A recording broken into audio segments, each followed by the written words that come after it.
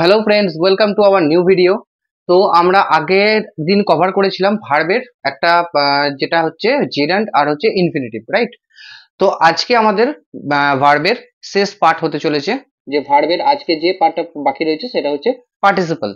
তো আমরা আজকে দেখব যে পার্টিসিপল কি জিনিস, ভার্বের মধ্যে পার্টিসিপলটা কি রকম জিনিস হয়। তো আগের দিনকেও আপনাদেরকে বলেছিলাম যে জিরান্ড যদি আপনারা বুঝে থাকেন, তো আজকে আপনাদের পার্টিসিপলটা বুঝতে কিন্তু একটু সুবিধা হবে, কারণ জিরান্ডের সঙ্গে প্রেজেন্ট পার্টিসিপলের অনেকটাই সিমিলারিটি আছে, কিন্তু একটুখানি ডিফারেন্সও আছে, যার জন্য এই দুটো আলাদা। তো আজকে আমরা দেখতে চলেছি যে পার্টিসিপল, আর আজকের ভিডিওটি ভার্বের শেষ পার্টও হতে চলেছে। তো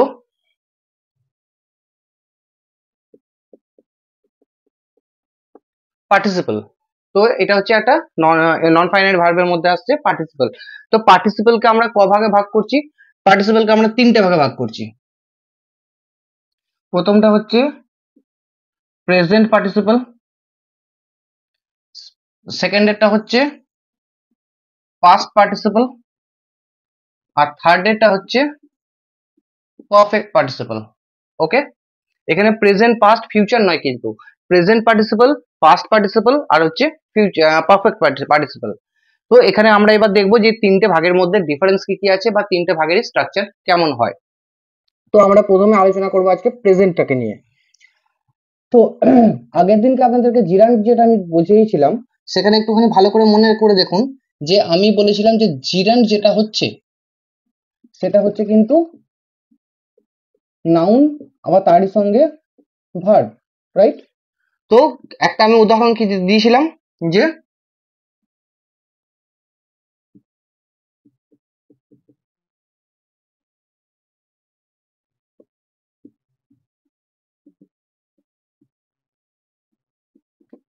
walking alone I like most.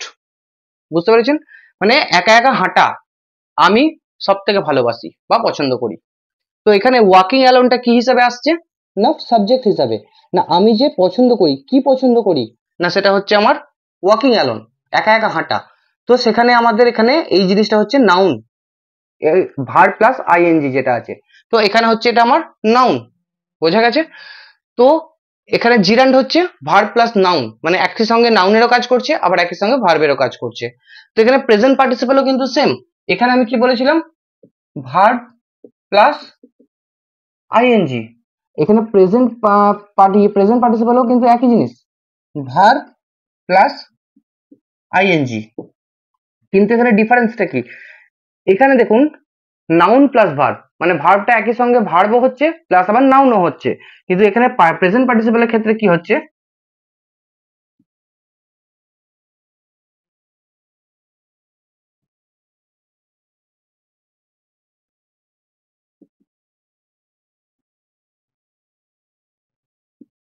এখানে দেখুন প্রেজেন্ট পার্টিসিপলের একটা উদাহরণ দেখুন, I see a crying baby. Okay, তো বেবিটা কেমন? না বেবিটা হচ্ছে ক্রাইং বেবি, মানে এখন কাঁদছে সেই রকম একটা বাচ্চা। আমি দেখছি কি, বা আমি দেখি কি, যে একটা বাচ্চাকে দেখি যে কাঁদছে। ওকে, তো এখানে বাচ্চাটা কেমন করছে? কাঁদছে। তো আমরা একটা জিনিস ভালো করে জানি যে অবজেক্ট বা সাবজেক্টকে যে আপনার মডিফাই করবে বা যে ডেসক্রাইব করবে সেটা হচ্ছে আমাদের অ্যাডজেক্টিভ, তাই তো? তো এখানে যে প্রেজেন্ট পার্টিসিপলটা কি, একসঙ্গে হচ্ছে অ্যাডজেক্টিভ আবার একই সঙ্গে হচ্ছে ভার্ব। জিরান্ড ছিল নাউনের সঙ্গে ভার্ব, আর প্রেজেন্ট পার্টিসিপল হচ্ছে একই সঙ্গে অ্যাডজেক্টিভ প্লাস হচ্ছে ভার্ব। বোঝা গেছে জিনিসটা? তো I see a crying baby, দেখুন walking alone I like most. এখানে ওয়াকিং অ্যালোনটা কিন্তু একটা জিরান্ডের মধ্যে আসছে, কারণ কি? কারণ ওয়াকিং অ্যালোনটা হচ্ছে এখানে আমার মানে একটা সাবজেক্ট, যেটা আমি ভালোবাসি বা যেটা আমি করতে ভালোবাসি। কি বা কাকে দিয়ে প্রশ্ন করলে যদি উত্তর আসে নাউন বা অবজেক্ট, তো সেখানে এখানেতে আমার নাউন আসছে এটা। কিন্তু এখানে আমি দেখছি কি, না একটা জিনিসকে ডেসক্রাইব করছে একটা ভার্ব, সেটা ভি প্লাস আইএনজি, মানে ভার্ব প্লাস আইএনজি হবে। তো এখানে যে যখন ডেসক্রাইব করছে জিনিসটা, বোঝা গেছে? তো সেই জিনিসটাকে একটা অবজেক্টকে যখন ডেসক্রাইব করছে, তার ডেসক্রাইব যে করে তাকে কি বলা হয়? দোষ গুণ যে বিচার করে তাকে বলা হয় অ্যাডজেক্টিভ। তো এখানে প্রেজেন্ট পার্টিসিপল একই সঙ্গে অ্যাডজেক্টিভ প্লাস হচ্ছে আবার ভার্ব।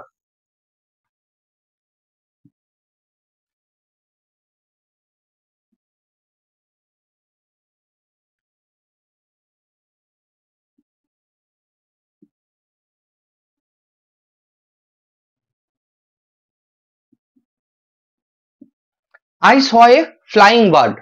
তো আমি যে একটা উড়ন্ত পাখি দেখেছিলাম, তো পাখিটা কেমন ছিল? না উড়ন্ত। তো এখানে পাখিটার একটা ডেসক্রাইব করছে, একটা তার মানে দোষ গুণ বোঝাচ্ছে, তার মানে এটা হচ্ছে আমার অ্যাডজেক্টিভ। তো এখানে প্রেজেন্ট পার্টিসিপলটা কি জিনিস? না অ্যাডজেক্টিভ, আবার একই সঙ্গে হচ্ছে ভার্ব। বোঝা গেছে? এর মানে ইয়েটা কি হবে? না হবে হচ্ছে আমার ভার্ব প্লাস আইএনজি। জিরান্ডেরও ভার্ব প্লাস আইএনজি, বাট ওটা নাউন আর ভার্ব একসঙ্গে। আর প্রেজেন্ট পার্টিসিপল হচ্ছে ভার্ব প্লাস আইএনজি, কিন্তু এখানে অ্যাডজেক্টিভ প্লাস ভার্ব। বোঝা গেছে আশা করি আপনাদের জিনিসটা। যদি না বুঝতে পারেন তো নিচে অবশ্যই কমেন্ট বক্সে কমেন্ট করে জানাতে ভুলবেন না। আমরা অবশ্যই আপনার প্রবলেমটিকে সলভ করার অবশ্যই চেষ্টা করব। তো এবারে আমরা চলে যাব past পার্টিসিপলে।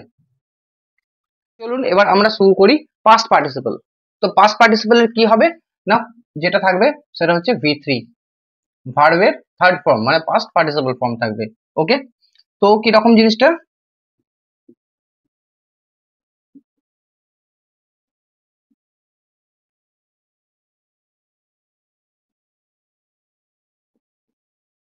This is a broken glass. Okay, so this is a broken glass. তো এখানে ভার্বটা কি ফর্মে রয়েছে? V3 তে রয়েছে।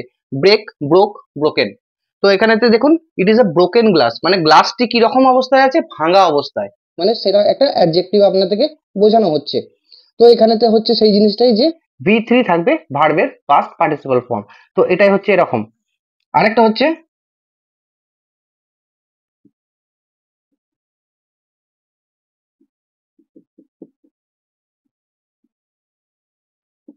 দিস ইজ আ রিটেন বুক। ওকে, মানে এটা হচ্ছে একটা লিখিত বই। ওকে, তো এখানে দেখুন রাইট, রোট, রিটেন, এখানে কিন্তু ভার্বের আমার থার্ড ফর্মই রয়েছে। ঠিক আছে, তো এখানেতে এই জিনিসটা হচ্ছে পাস্ট পার্টিসিপল ফর্ম, যেখানে V3 থাকবে সেটাই হচ্ছে পাস্ট পার্টিসিপল। বোঝা গেছে আশা করি? আচ্ছা, এবার আপনাদেরকে আমি একটা জিনিস ভালো করে বুঝিয়ে দিই, দেখে নিন। প্রেজেন্ট পার্টিসিপল আর পাস্ট পার্টিসিপল আপনারা ডিফারেন্সিয়েট কিভাবে করবেন। ওখানে আমি কি লিখেছিলাম? I see a crying baby. Okay, আচ্ছা এবার দেখুন প্রেজেন্ট পার্টিসিপলের একটা উদাহরণ হচ্ছে এটা, আর পাস্ট পার্টিসিপলের উদাহরণ হচ্ছে এই দুটো। বোঝা গেছে? তো এবারে দেখুন পাস্ট পার্টিসিপল আর প্রেজেন্ট পার্টিসিপল এই দুটোকে আপনারা কিভাবে ভাগ করবেন। আমি আরেকটা এক্সাম্পল এখানে লিখে নিই।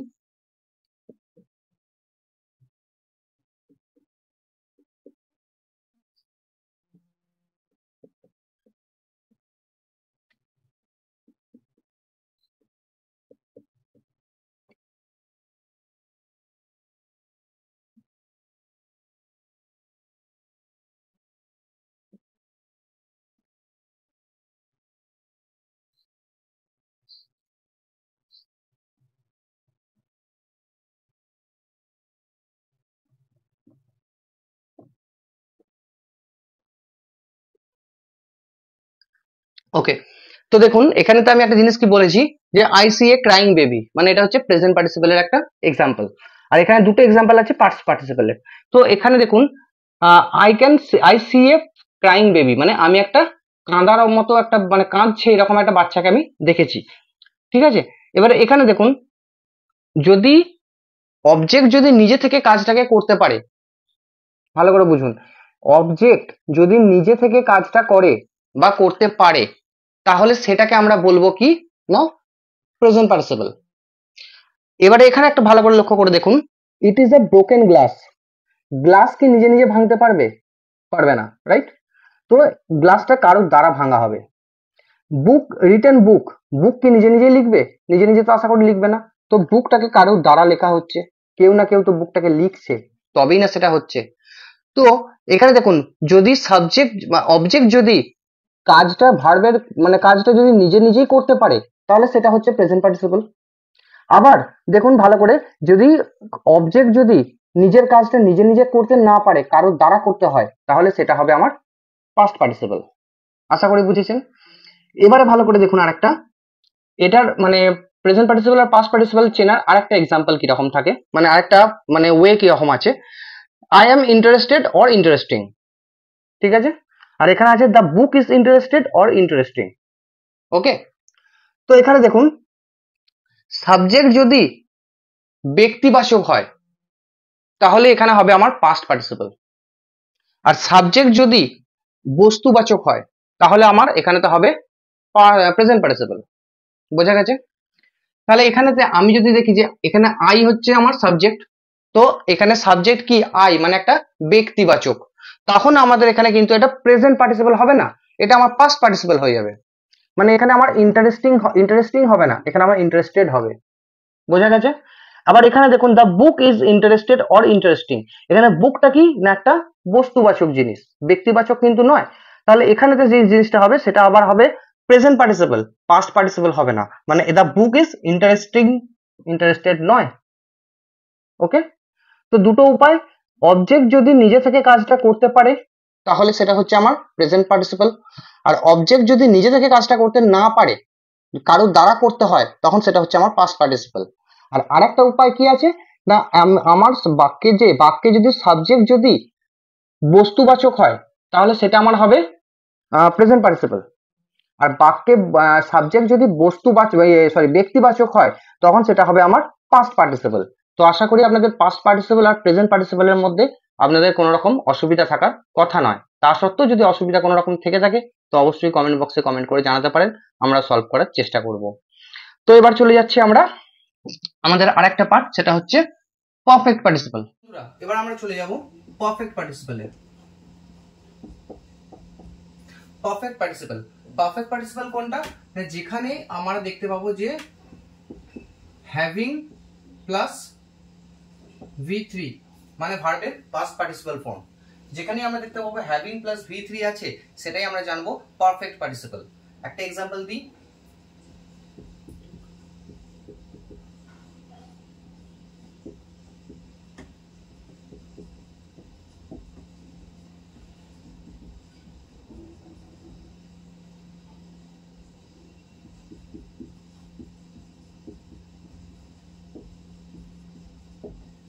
having completed my dinner I went to bed. ওকে, এবার দেখুন এখানে হ্যাভিং আছে প্লাস হচ্ছে কমপ্লিটেড আছে, মানে হ্যাভিং প্লাস V3 আছে। তো এখানে হ্যাভিং কমপ্লিটেড মাই ডিনার মানে আমার ডিনার কমপ্লিট করে আমি বিছানায় গিয়েছিলাম, ঠিক আছে। তো এখানে হ্যাভিং প্লাস কমপ্লিটেড যেটা আছে সেটা কাকে করেছে, আমি করেছি, মানে এটা কাকে ইন্ডিকেট করছে, আমাকে ইন্ডিকেট করছে যে ডিনারটা কমপ্লিট কে করেছে, না আমি করেছি, সেজন্য আমার একটা দোষ গুণ বোঝাচ্ছে এখানে, তাই এটা হচ্ছে আমার পারফেক্ট পার্টিসিপল ফর্ম। এবারে দেখুন এখানে যখন একটা V3 হয়ে গেছে অলরেডি, তাহলে তার পরের সেন্টেন্সটাতে কিন্তু আমার V2 হবে, এখানে কিন্তু V3 হবে না। বোঝা গেছে? যে কোনো জায়গাতেই যদি একটা সেন্টেন্সের মধ্যে যদি মানে একটা ধরুন দুটো সেন্টেন্স আছে, একটাই মানে পুরো হোল সেন্টেন্সের মধ্যে দুটো ভার্ব থাকবে, তো একবার যদি আমার V3 বসে যায় তো আরেকবার কিন্তু V3 বসবে না। তাই এখানে আমার যখন একবার অলরেডি V3 হয়ে গেছে কমপ্লিটেড, তো এখানে আমি ইউজ করবো ভার্বের সেকেন্ড ফর্ম। ওকে, তো এখানে আমি ইউজ করছি ভার্বের সেকেন্ড ফর্ম, এখানে কিন্তু আমার আর থার্ড ফর্ম হবে না। তো এখানে দেখুন having completed my dinner I went to bed, এখানে হ্যাভিং কমপ্লিটেডটা কাকে ইন্ডিকেট করছে, না আই কে, মানে আমি কাজটা করেছি। ওকে, তো সেই জন্য এখানে বলা হচ্ছে যে এই জিনিসটা হচ্ছে পারফেক্ট